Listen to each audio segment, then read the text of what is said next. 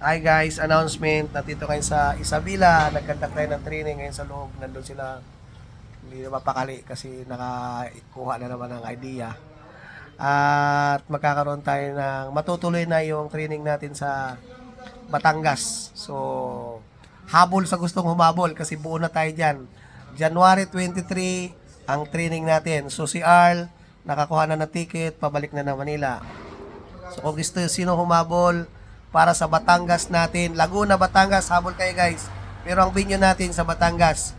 So magkakaroon tayo ng training January 23. Ang sunod nito guys, kung sino naman malapit sa Baguio, January 30 magkakaroon ng training sa Baguio.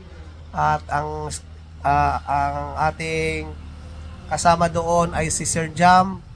PM lang kayo kay Sir Jam o kahit dito sa akin PM kayo guys para i-forward ko kayo sa kanya dahil siya ang may asawak ng Baguio natin. So kita kits January 23 sa Batangas at January 30 sa Baguio. Pasok ka na guys kung wala kang hanggang ngayon ay nahihirapan ka gumamit ng tester, baka ito yung chance mo para matuto at paano gumamit ng tester at power supply at paano basahin ang diagram. Kaya kita kits sa January 30 sa Baguio at January 23 sa Batangas. See you soon.